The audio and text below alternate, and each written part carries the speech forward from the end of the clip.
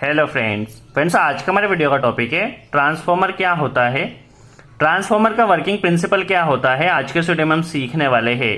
Basically आज का video हमारा काफी इंटरेस्टिंग होने वाला है, जिसमें आपको ट्रांसफॉर्मर से रिलेटेड या ट्रांसफॉर्मर के वर्किंग प्रिंसिपल से रिलेटेड या फैराडे के म्यूचुअल इंडक्शन से रिलेटेड जितने भी डाउट होने वाले हैं सब कुछ क्लियर होने वाले हैं। तो आप वीडियो को केयरफुली वॉच कीजिए। चलिए वीडियो स्टार्ट करते हैं और सबसे पहले हम सीख लेते हैं ट्रांसफॉर्मर क्या होता है। चलिए यदि ट्रांसफॉर्मर को समझे तो ट्रांसफॉर्मर बेसिकली एक स्टैटिक डिवाइस होता है जो कि इलेक्ट्रिकल एनर्जी को one circuit to another circuit transfer करने के लिए यूज किया जाता है without changing their frequency. That means electrical energy को एक सर्किट से दूसरे सर्किट में ट्रांसफर करने के लिए हम बेसिकली ट्रांसफॉर्मर का यूज करते हैं और ट्रांसफॉर्मर से कोई भी फ्रीक्वेंसी चेंज नहीं होती है। बेसिकली ट्रांसफॉर्मर में जो सप्लाई आती है वह ऐसी आती है, इलेक्ट्रिकल एनर्जी होती है, उसका जो आउटपुट होता है वह भी इलेक्ट्रिकल एनर्जी होती है। बेसिकली ट्रांसफॉर्मर क्या करता है, इलेक्ट्रिकल एनर्जी को इलेक्ट्रिकल एनर्जी में ही ट्रांसफर करता है। तो हम फिर ट्रांसफॉर्मर का यूज क्यों करते हैं, क्वेश्चन आता है। जब इलेक्ट्रिकल एनर्जी लेता है और इलेक्ट्रिकल एनर्जी ही प्रोवाइड करता है तो फिर हम ट्रांसफॉर्मर का यूज क्यों करते हैं। तो उसका जो मेन कॉन्सेप्ट होता है वो होता है वोल्टेज का। बेसिकली ट्रांसफॉर्मर से हम क्या कर सकते हैं, वोल्टेज को बढ़ा भी सकते हैं और वोल्टेज को कम भी कर सकते हैं। बेसिकली ट्रांसफॉर्मर इसीलिए यूज किया जाता है ताकि हम वोल्टेज को इंक्रीज एंड डिक्रीज कर सके। बेसिकली ट्रांसफॉर्मर वैसे तो कई टाइप्स के होते हैं, बट फिर भी हम दो टाइप्स के ट्रांसफॉर्मर के बारे में भी हम डिस्कस कर लेते हैं। एक होता है स्टेप अप ट्रांसफॉर्मर और एक होता है स्टेप डाउन ट्रांसफॉर्मर। हम ज्यादा ट्रांसफॉर्मर के बारे में इसमें डिस्कस नहीं कर रहे, टाइप के बारे में आगे एक वीडियो बनाएंगे सेपरेट जिसमें हम सब कुछ सीखेंगे। अभी जस्ट हम दो टाइप के ट्रांसफॉर्मर के बारे में डिस्कस कर रहे हैं। एक होता है स्टेप अप ट्रांसफॉर्मर, एक होता है स्टेप डाउन ट्रांसफॉर्मर। बेसिकली क्या होता है, जहां पे हमें वोल्टेज को इंक्रीज करना होता है वहां पे हम स्टेप अप ट्रांसफॉर्मर का यूज करते हैं और जहां पे वोल्टेज को डिक्रीज करना होता है वहां पे हम स्टेप डाउन ट्रांसफॉर्मर का यूज करते हैं। क्योंकि स्टेप अप ट्रांसफॉर्मर में क्या होता है, जो उसकी प्राइमरी वाइंडिंग होती है, जैसे कि आपने यहाँ पे दो वाइंडिंग देखी है, प्राइमरी वाइंडिंग होती है, सेकेंडरी वाइंडिंग होती है। तो जो प्राइमरी वाइंडिंग में जो नंबर ऑफ टर्न्स होते हैं वह कम होते हैं और सेकेंडरी वाइंडिंग में नंबर ऑफ टर्न्स क्या होते हैं, ज्यादा होते हैं। इसलिए क्या होता है, यहाँ पे लो वोल्टेज आता है और यहाँ से हम हाई वोल्टेज गेन करते हैं स्टेप अप ट्रांसफॉर्मर से। वही जो स्टेप डाउन ट्रांसफॉर्मर होता है उससे हम वोल्टेज को कम कर सकते हैं। दैट मीन्स क्या होता है, इनपुट में वोल्टेज ज्यादा आता है और आउटपुट में हम इससे वोल्टेज कम कर सकते हैं। बेसिकली इसमें प्राइमरी वाइंडिंग में नंबर ऑफ टर्न्स की जो संख्या होती है वह ज्यादा होती है और सेकेंडरी में कम होती है। बेसिकली वोल्टेज को अप एंड डाउन करने के लिए step up and step down transformer का यूज किया जाता है। तो चलिए हमें ये क्लियर होगा ट्रांसफॉर्मर क्या होता है। तो इलेक्ट्रिकल एनर्जी को ट्रांसफर करने के लिए यूज किया जाता है एक सर्किट से दूसरे सर्किट में। तो क्यों यूज किया जाता है, तो step up and step down देते हैं वोल्टेज को कम और ज्यादा करने के लिए। अब हम सीख लेते हैं ट्रांसफॉर्मर का वर्किंग प्रिंसिपल क्या होता है, किस प्रिंसिपल पे वर्क करता है।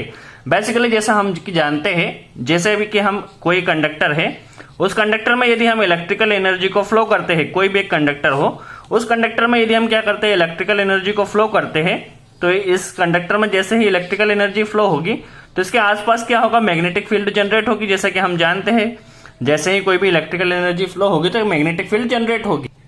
मैग्नेटिक फील्ड जनरेट होने से यहाँ पे क्या होगा, एमएमएफ आएगा और एमएमएफ आने से इससे क्या होगा, फ्लक्स निकलेगा। अब क्या होगा, इसके आसपास यदि हम दूसरा कोई कंडक्टर लाते हैं, इसके पास में यदि हम कोई दूसरा कंडक्टर लाते हैं तो इस फ्लक्स के कारण क्या होगा, इस फ्लक्स सेकेंडरी इस कंडक्टर में भी आएगा और इसके कारण जो हमारा सेकंड वाला ये कंडक्टर है, इस कंडक्टर में भी हमारे करंट का फ्लो होने लगेगा। बेसिकली ट्रांसफॉर्मर का वर्किंग प्रिंसिपल यदि हम समझे, यदि हम वोल्टेज अप्लाई करते हैं तो करंट फ्लो होने लगता है। करंट फ्लो होने लगता है तो यहाँ पे एमएमएफ प्रोड्यूस होता है। एमएमएफ प्रोड्यूस होने से क्या होता है, फ्लक्स जनरेट होता है और फ्लक्स जनरेट होने से जो सेकेंडरी जो वाइंडिंग होती है उसमें करंट फ्लो होने लगता है। इसे हम और अभी डिस्कस में समझते हैं और डिटेल में समझते हैं। देखिए इतना हमारे क्लियर हो गया, करंट फ्लो हुआ तो करंट फ्लो होने से इसमें क्या हुआ, एमएमएफ आया, एमएमएफ आने से क्या हुआ, फ्लक्स जनरेट हुआ। फ्लक्स जनरेट होने से इसकी जो सेकेंडरी वाइंडिंग है या दूसरा कोई कंडक्टर रखा है इसमें भी करंट अभी फ्लो होने लग गया है।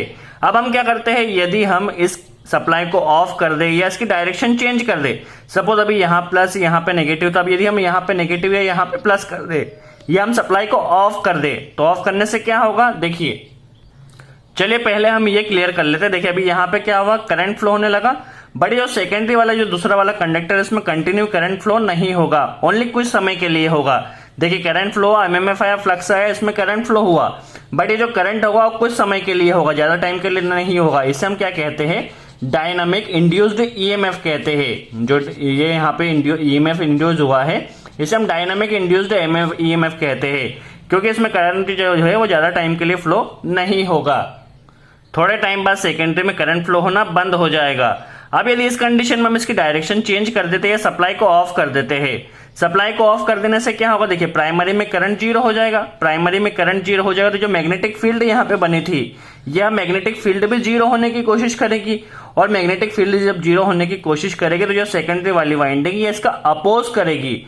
अब इसका अपोज करने से क्या होगा, इस सेकेंडरी वाली वाइंडिंग के कारण इस सर्किट में क्या होगा, करंट फ्लो होने लगेगा, क्योंकि सेकेंडरी वाली वाइंडिंग इस मैग्नेटिक फील्ड के जीरो होने का अपोज करेगी, और अपोज करने के कारण ही इसमें करंट फ्लो होगा सेकेंडरी में। पहले क्या होता, इसके कारण करंट फ्लो हुआ था, अब इसके कारण करंट फ्लो हो रहा है सेकेंडरी के कारण, और इसे ही हम फैराडे के म्यूचुअल इंडक्शन का सिद्धांत कहते हैं। क्या होता है फैराडे का म्यूचुअल इंडक्शन का सिद्धांत, क्या होता है, जब हम यहाँ पे वोल्टेज अप्लाई करते हैं करंट फ्लो होता है, एमएमएफ प्रोड्यूस फ्लक्स आता है, और प्राइमरी में करंट फ्लो होता है, बट जो सेकेंडरी में करंट फ्लो होता है, जो सेकेंडरी में करंट फ्लो होता है ओनली कुछ समय के लिए होता है।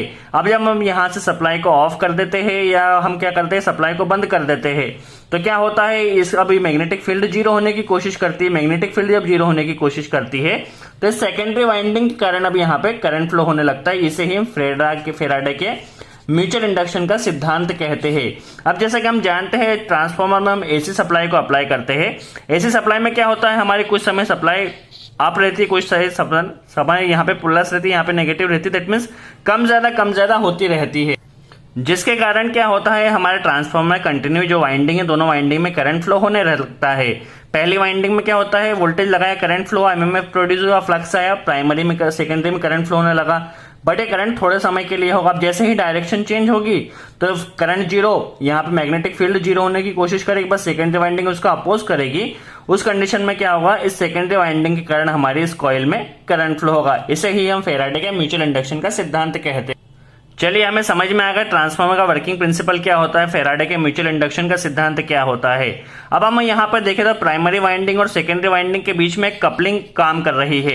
अब चूंकि दोनों स्टैटिक है और इतनी मजबूत नहीं रहेंगे, इसलिए हम क्या करते हैं, दोनों वाइंडिंग में जो रिलेशन होता है आपस में कपलिंग कैसे मजबूत करने के लिए हम क्या करते हैं, एक कंडक्टर की जगह वहां पर हम कॉइल यूज करते हैं, ताकि जो हमारा जो इंडक्शन है और भी अच्छे से हो सके, इसलिए हम वहां पे कॉइल यूज करते हैं। और इन दोनों कॉइल को एक कोर के बीच में रख देते हैं। ये देखिए एक कोर होती है, इस कोर के बीच में रखने से क्या होता है, जो इंडक्शन होता है, जो कंडक्शन हमारा होता है वो काफी अच्छा होता है, क्योंकि कोर के जरिए क्या होता है, जो फ्लक्स होता है, फ्लक्स को मैग्नेटिक पाथ जो मिलता है, वो फ्लक्स को जो पाथ मिलता है वो बेटर मिलता है, जिसके कारण हमारे ट्रांसफार्मर में कंडक्शन अच्छा होता है। और प्राइमरी में जो इंड्यूस्ड ईएमएफ होता है वो सेकेंडरी में ट्रांसफार्मर होता है इस कोर के जरिए। बेसिकली ट्रांसफार्मर की जो कोर बनाई जाती है वो पतली पतली शीट से मिलकर बनाई जाती है, जो बेसिकली सिलिकॉन स्टील की बनाई जाती है। और सिलिकॉन स्टील से बनने के कारण क्या होता है, ये हिस्टेरेसिस लॉसेस को कम करती है। और इसे हम पतली पतली शीट से इसलिए बनाते हैं ताकि क्या हो सके, यदि हम इसे ठोस बना देंगे तो ठोस बनाने से क्या होगा, एडी करंट लॉसेस काफी ज्यादा होगा, जिसके कारण हमारे ट्रांसफार्मर काफी ज्यादा हीटअप होगा। इसलिए हम क्या करते हैं, पतली पतली कोर लेके वैसे बनाते हैं। बेसिकली 0.5 mm उनकी थिकनेस होती है, और इसे हम एक दूसरे से इंसुलेटेड करके बनाते हैं, जिससे क्या होता है वहां पे एडी करंट लॉसेस भी काफी कम होते हैं। सो आई होप आपको क्लियर हुआ हो ट्रांसफार्मर क्या होता है, ट्रांसफार्मर का वर्किंग प्रिंसिपल क्या होता है, और फैराडे के म्यूचुअल इंडक्शन का सिद्धांत क्या होता है, कोर को क्यों यूज की जाती है। इसके अलावा भी यदि कोई डाउट हो तो आप कमेंट्स बॉक्स में जरूर पूछें, हम पूरी कोशिश करेंगे उसका जवाब देने को। और वीडियो अच्छा लगा हो तो लाइक का बटन जरूर प्रेस करें। सो आज के लिए इतना ही, थैंक्स फ्रेंड्स।